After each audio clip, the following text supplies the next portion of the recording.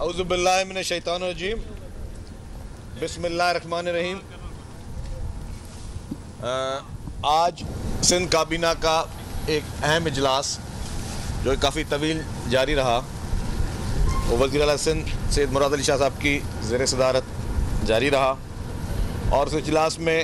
कुछ अहम फ़ैसले अमल दरामद में उसमें हुए। पहले तो एक उसमें फूड डिपार्टमेंट का इश्यूज़ थे जिस पे मिनिस्टर साहब ने उस पर ब्रीफिंग दी। फिर उसके बाद उस इजलास में ही आईजी सिंध ने लॉ एंड ऑर्डर की जो करंट सिचुएशन है और जो भी थ्रेट की सिचुएशन है,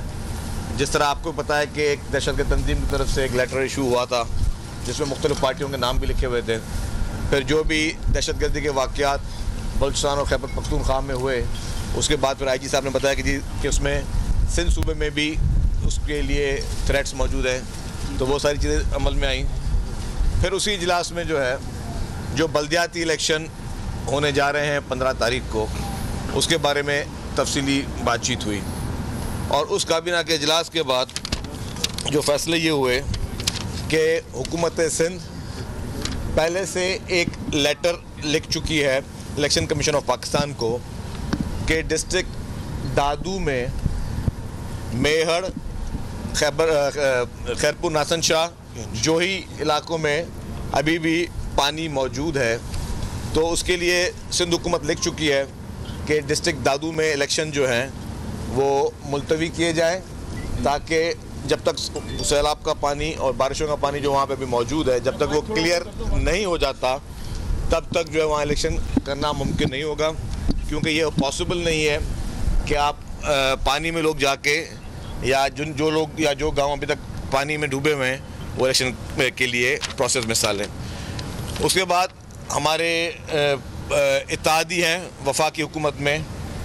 मुत्तहिदा कौमी मूवमेंट, उनका एक देरीना मुतालबा था कि उनको डिलिमिटेशन में कुछ एतराज़ात थे।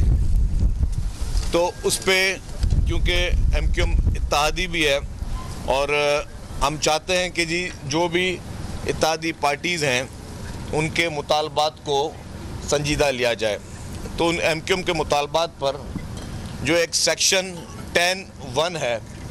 जिसमें सिंध हुकूमत ने, कैबिनेट ने जो यूनियन काउंसिल के नंबर्स जो हैं वो मुकर्रर करती है कि जी किस डिस्ट्रिक्ट में कितने यूनियन काउंसिल्स होंगी, तो वो आज सिंध काबीना ने वो नोटिफिकेशन जो है वो विड्रॉ